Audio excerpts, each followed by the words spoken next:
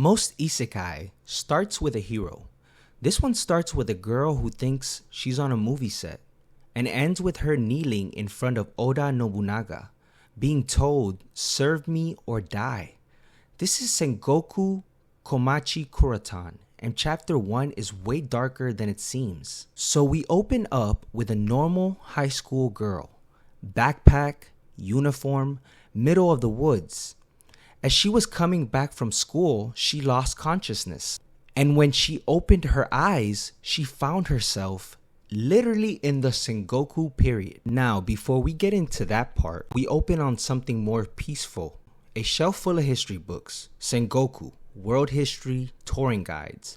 Not fantasy novels, not games. Actual research. This girl doesn't just like the era, she studies it.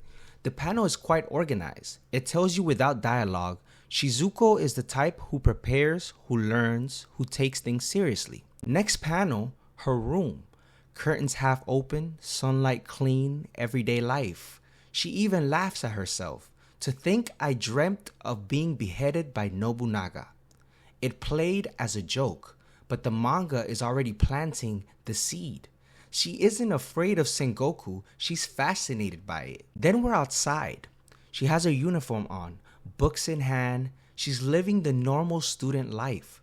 She says she won't sleep because of those history books. The art makes her look ordinary on purpose. Not a chosen hero, not a warrior, just a girl obsessed with the past. At school they tease her, friends laughing about her weird armor research. This is important. In her world, this knowledge is useless, just a quirky hobby. No one takes it seriously, not even her teacher. Then the key detail, she's carrying seeds, helping her grandpa with farm work, agriculture, history, two things the modern world treats as boring. And the manga is screaming without it saying it. These boring things are about to become life or death. So we leave her in this normal, peaceful routine. A girl who loves Sengoku from the safety of textbooks. And the story asks a cruel question. What happens when the era you romanticize meets you face to face? Then we get a hard cut. She's kneeling in the dirt. No classroom, no city. Mountains stretching forever behind her. The manga doesn't ease you in. Her face says everything. Pure confusion turning into panic. And the first words she screams are the most human ones possible. Where am I? Before Nobunaga even shows up, the scene is already bad. 3 men surround her. Not guards, not heroes, just soldiers who found a lost girl alone.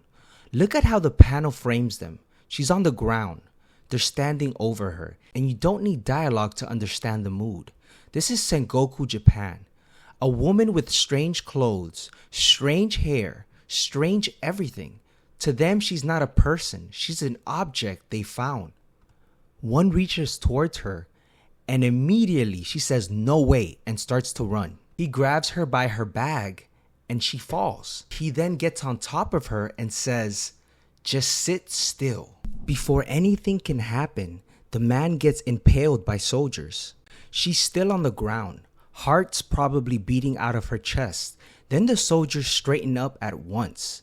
"My lord." And then the panel pulls back. A man on horseback, cloak flowing, presence so heavy the air looks thicker around him. She notices the crest on his shoulder first. The symbol hits her like a history textbook to the face. That crest, that katana with the gold guard, that strange but elegant armor. The way everyone freezes just from him existing. She connects the dots faster than she wants to. Impossible. There's only one person like that in all of history. And then the name drops. Oda Kazusanosuke Saburo Taira no Ason Nobunaga. Yeah, that Nobunaga. He looks at her like she's not even human yet. More like a strange object that fell from the sky. Do you have a death wish? Imagine hearing that from the most dangerous man in Japan's history, while you're wearing a school uniform. She doesn't even answer. Her body does it for her. Pure fear. Then the manga hits us with a quick history lesson. In this era, you don't call someone by their real name. That's disrespectful.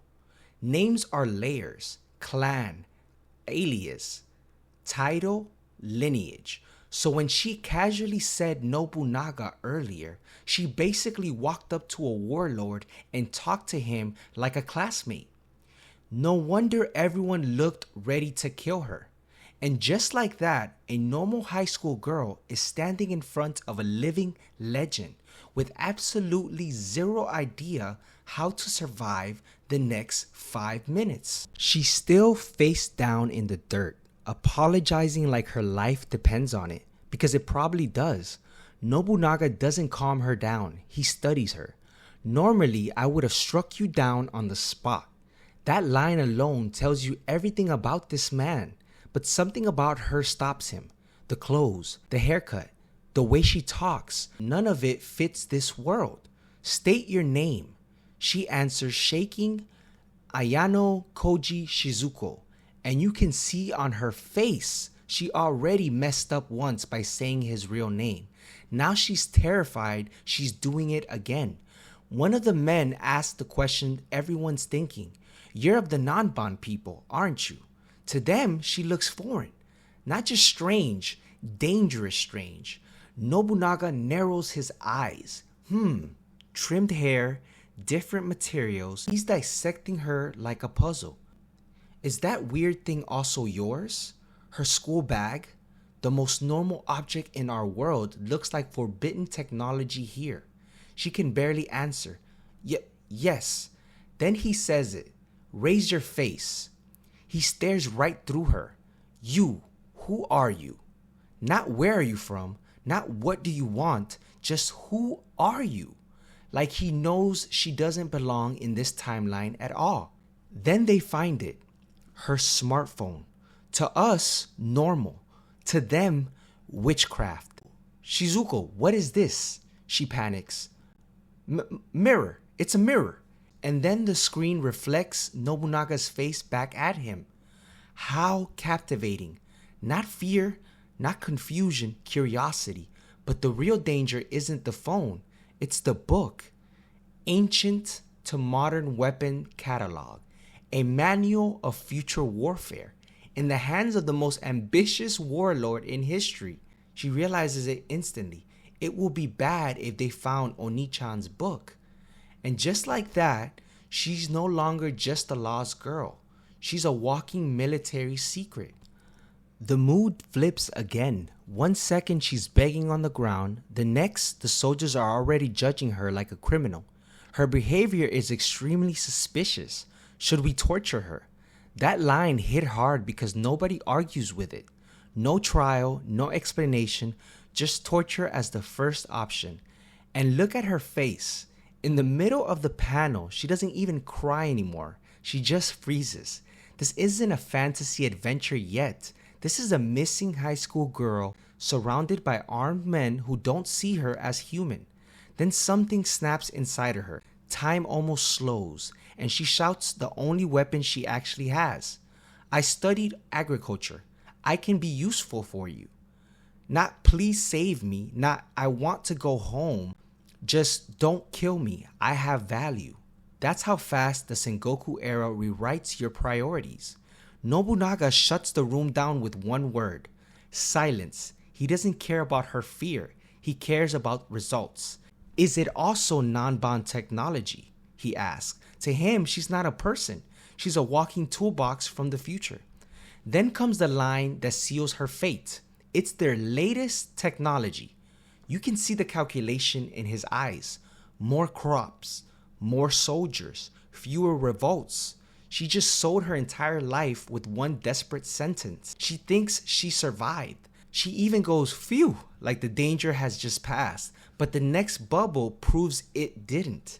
I want your talent. Not I'll protect you, not work with me, just ownership. From now on, you will serve me. The moment you leave me is the moment you die. That's not a job offer, that's a leash. She escaped the soldiers just to become property of a warlord. And look at her final expression in the corner. The manga literally writes, maybe this is worse than being tortured, because at least torture ends. Serving Nobunaga? Forever? So now we are inside what looks like to be a full war council. Shizuko is kneeling on polished wood floors, surrounded by grown men who have probably killed more people than she's had birthdays. And the first thing they say isn't welcome. It's, I object to this. Not because of her knowledge, not because she appeared from another era, but because she's a woman. You can literally feel how heavy the room is.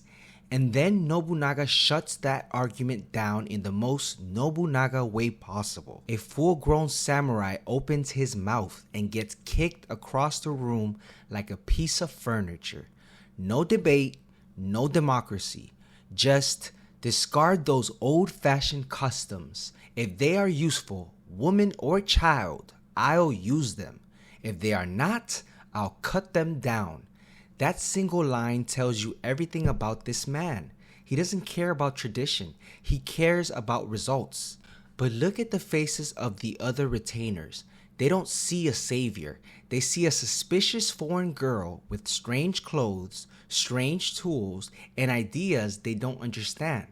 Shizuko even thinks, their gaze hurts, my stomach hurts. This isn't a power fantasy. This is a teenager realizing she just became property of a warlord. Then the scene cuts to the countryside, a village that hasn't paid taxes in years. Broken roads, people bowing with their heads to the dirt. This is the Japan she's been dropped into, not the romantic samurai posters, but starving farmers and collapsing infrastructure. And Nobunaga gives her the order that seals her fate. You will become the chief of this village. Use Nanban technology, make an abundant harvest. And we end on her standing in front of an entire village, all eyes on her. A modern schoolgirl, surrounded by people who expect miracles. She answers with one word, yes. No sword, no magic, just agricultural textbooks, fear, and the weight of history. This isn't a story about becoming overpowered. It's about whether knowledge can survive in a world ruled by blades. And that's how a normal girl becomes the foundation of Nobunaga's future empire. Not through strength, but through crops, soil, and science. Next chapter, she has to feed an entire village with medieval tools and a brain from the 21st century. And trust me, it does not go smoothly.